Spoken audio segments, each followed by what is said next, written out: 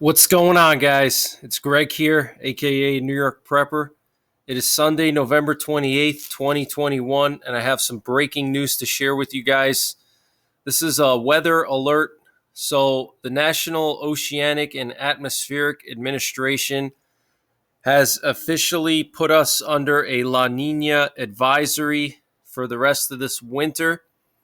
And that is not a good thing because we had a La Nina last winter, and now we're heading into another La Nina, which they call a double La Nina. And typically, when there's a double La Nina, that means that the winters are really cold and really snowy.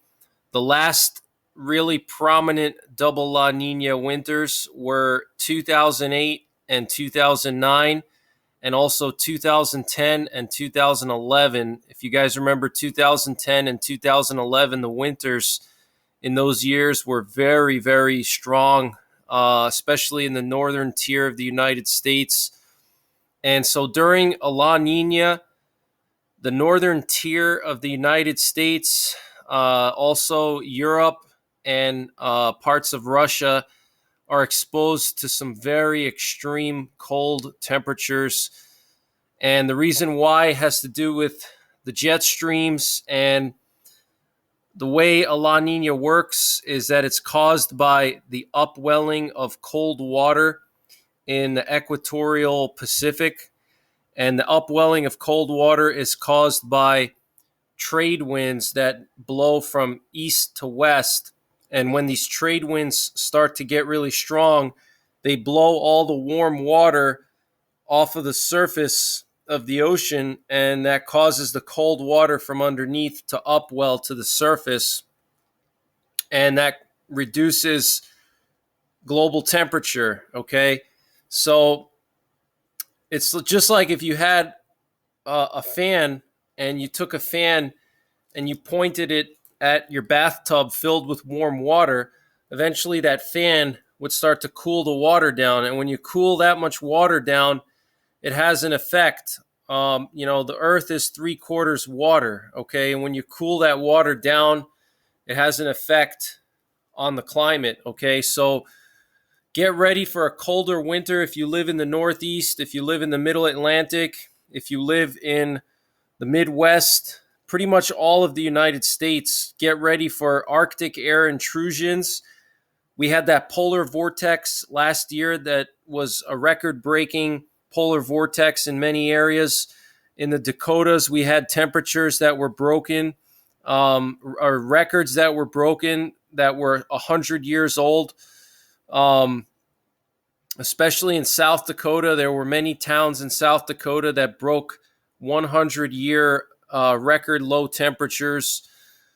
And then, of course, we had the situation in Texas where we had, hundreds of people freeze to death in their homes because of a power outage, and, extremely cold temperatures from Arctic air coming down through Canada. So get prepared, guys. Just wanted to give you a heads up on this. We are entering into a double La Nina now. It's official. I've been talking about this all summer long. If you've been watching my channel for any length of time, I've been warning you guys about this since this past spring, okay?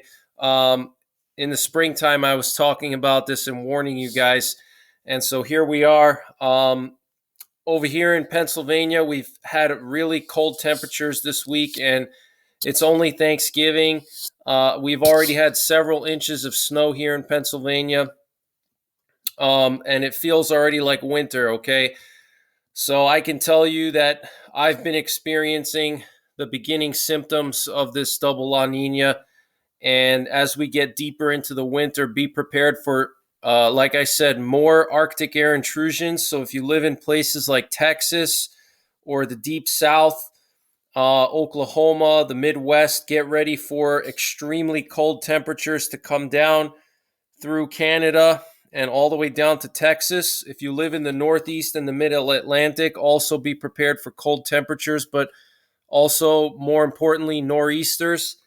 During La Nina winters, there's really strong nor'easters. And if you remember 2010 and 2011, those winters, there were some massive snowstorms in New York City, Boston, and Washington, D.C. In 2009, there was a double La Nina, and that was the year when Obama coined the term snowmageddon, and the D.C. area had 2 feet of snow.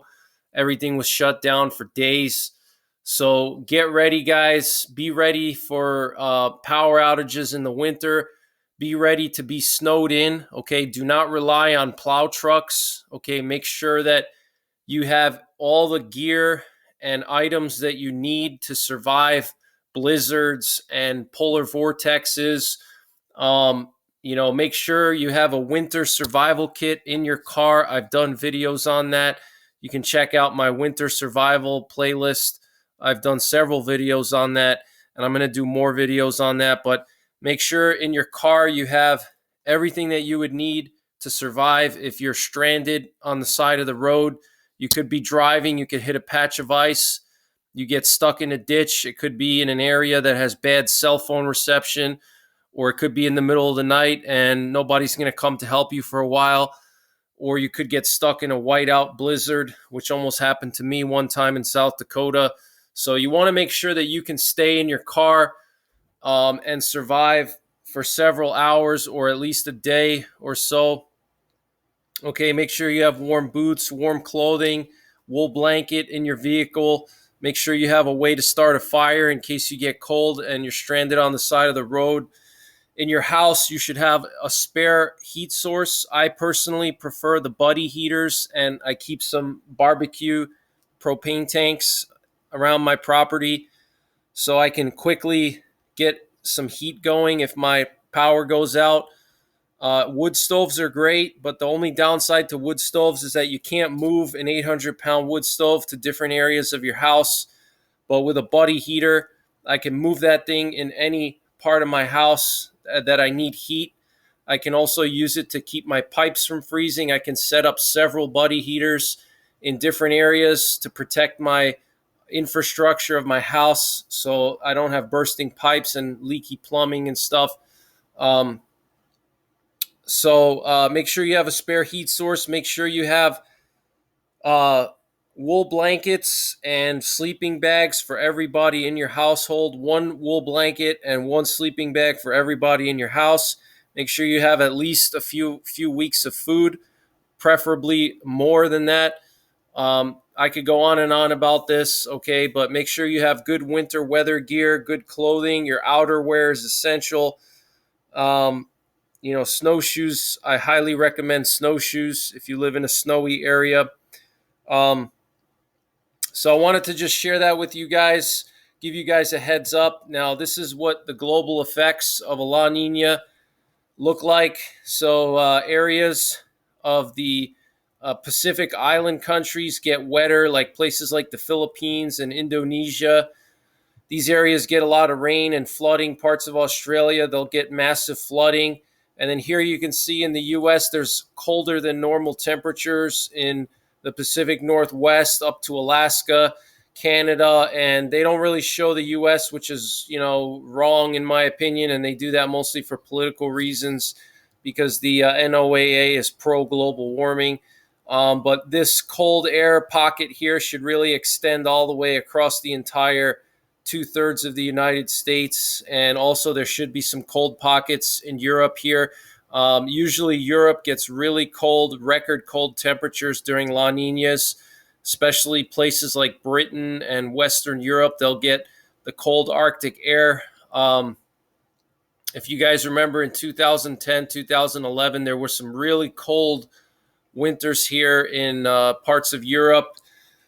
So get ready, guys. If you live in Europe, if you live in the United States, get ready for a cold winter, snowy winter. Make sure you have everything you need. We are going back into another La Nina.